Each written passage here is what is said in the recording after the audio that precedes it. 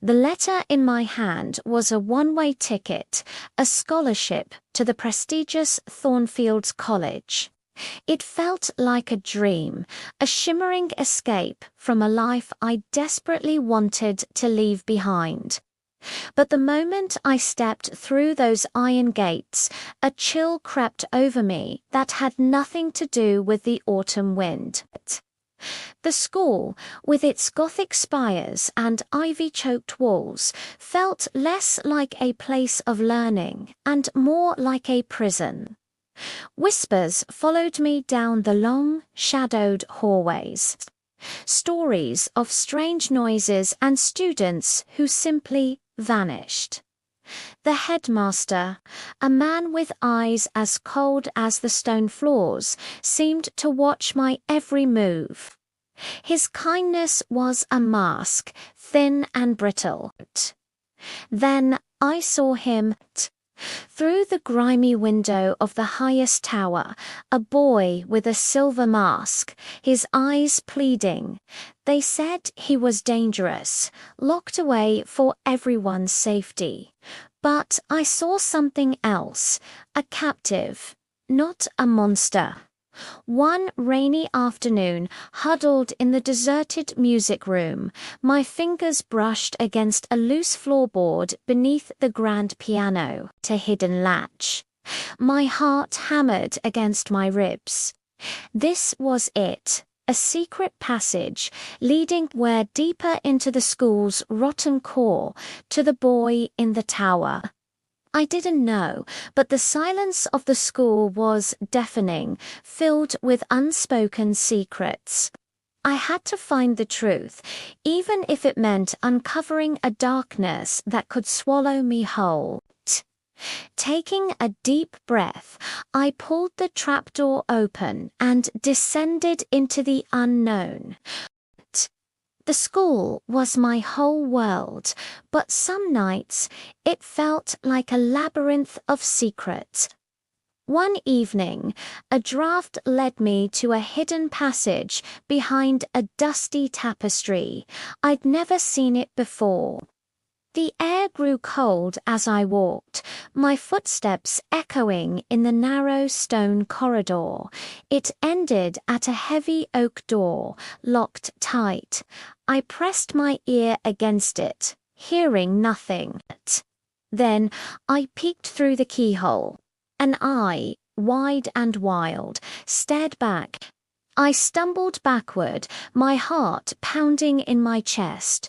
Suddenly, a hand clamped down on my shoulder. It was Headmaster Victor, his face a mask of stern disapproval. "This wing is forbidden," he said, his voice low and firm. He didn't explain why, just escorted me back to my dorm, his grip like iron. Later that night, just as I was drifting off, a single mournful bell toll echoed from the locked-off bell tower. But that was impossible. The bell hadn't rung in 50 years. Driven by a mix of fear and curiosity, I had to know what was up there. The next night, I snuck out and climbed the ivy-covered wall to a small balcony on the tower.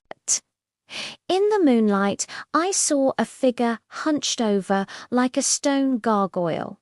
I crept closer, reaching out to touch it. It wasn't stone, it was alive.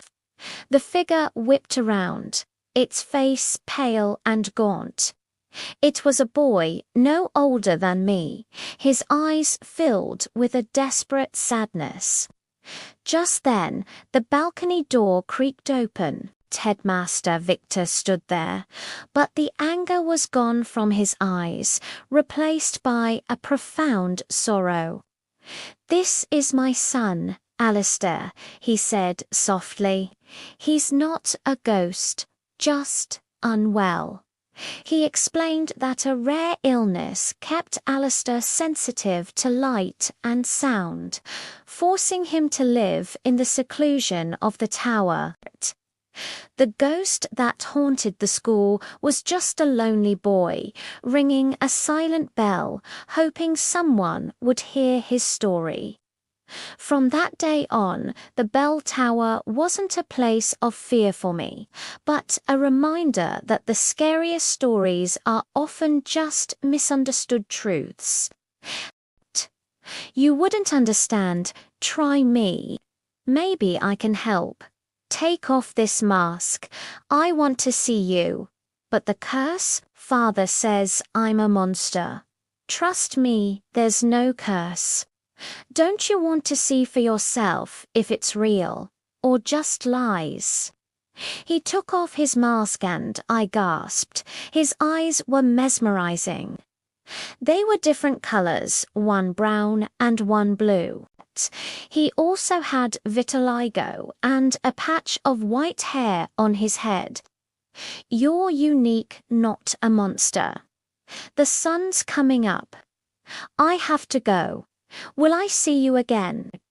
He looked back, smiled at me and disappeared into the morning light. Isaac started visiting every night. At first, Maggie was hesitant. But soon she became his friend too. We quickly learned Isaac was a genius. He knew everything and was self-taught. He even helped us with our homework. Pretty soon our nightly meetings became the highlight of my day and I found myself falling for him. One day in class, I was lost in thoughts about Isaac when Quinn came over, sitting way too close. Looking hot today, Zoya. How about a date? A root canal would be more fun. Come on, Zoya. You should be grateful. I'm lowering my standards for a village girl like you. Oh, no, he didn't. I had had enough of this jerk, so I punched him hard. And of course I got detention in the library. Reading was fun but for hours of it. I was bored out of my mind. Then I had an idea. I started searching for medical books, and after what felt like forever, I finally found a book on Waardenburg syndrome symptoms. People with this condition often have very pale blue eyes, or different colored eyes like one blue eye and one brown, skin conditions and white hair. And then, as if on cue, there he was, Isaac. We talked for a bit and then I had this idea. I decided to play Truth or Dare. Okay, Truth or Dare. What, I guess dare.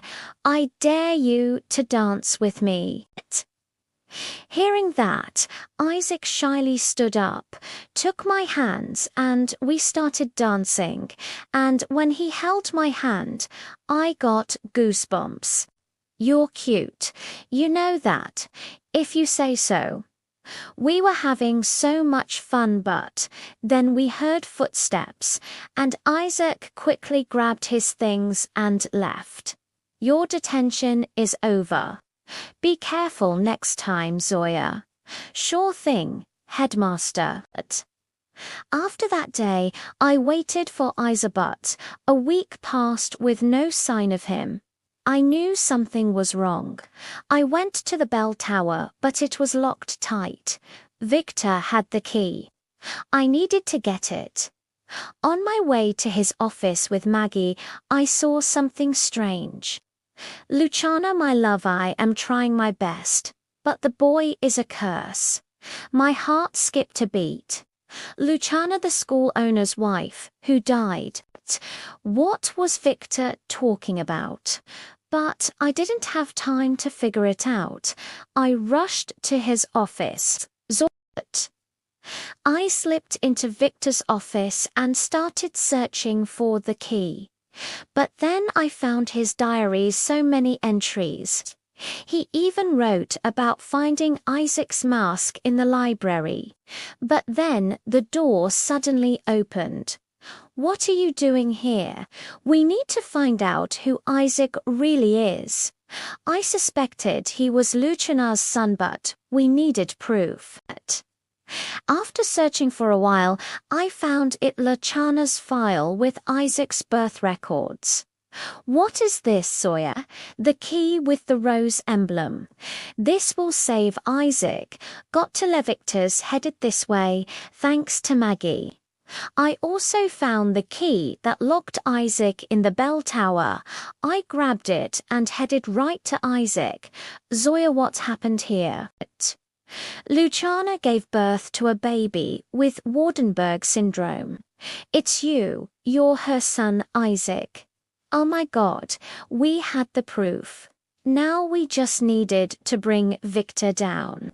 Let's get out of here. We headed back outside, and Victor appeared out of nowhere. Before he could see me, Isaac pushed me behind a pillar. What do you think you're doing?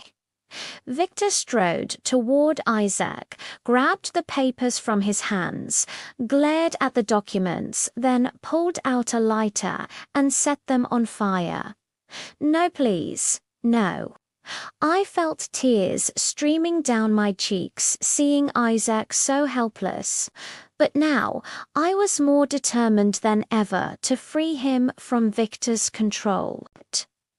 The grand hall was packed with students, faculty, and board members all dressed to the nines.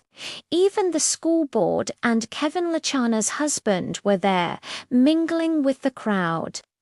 We walked into the ball masks on Isaac by my side. He was nervous, but he held his head high. 2 weeks of planning led to this moment. Victor locked Isaac in the bell tower after that night.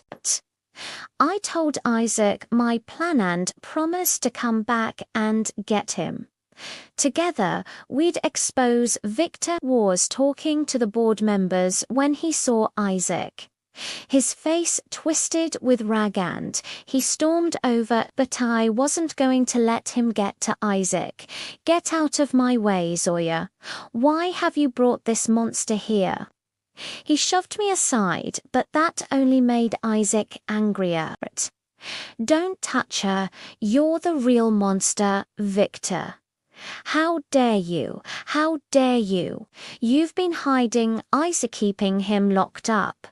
Isaac is Luciana's son. You kidnapped him. Admit it. Victor was in love with Luciana back when they were students, but she chose Kevin Thornfield over him. Luciana married Kevin and Victor stayed at the college as a teacher just to be close to her. He hated Kevin for taking her away. There was a storm the night Luciana gave birth. Kevin was on his way. The storm delayed him. Luciana died in childbirth while the baby was taken away. You did it as a twisted revenge on Kevin. She's lying. The only liar here is you, Victor. And then I took out Victor's diarial with the duplicate records that Victor had previously burned. How could you? Luciana trusted you, you snake. The air crackles with tension as Victor corners Kevin. Stay away from Luciana, he snarls, his voice a low growl. But Kevin doesn't back down. You can't control her, he retorts, a spark of defiance in his eyes.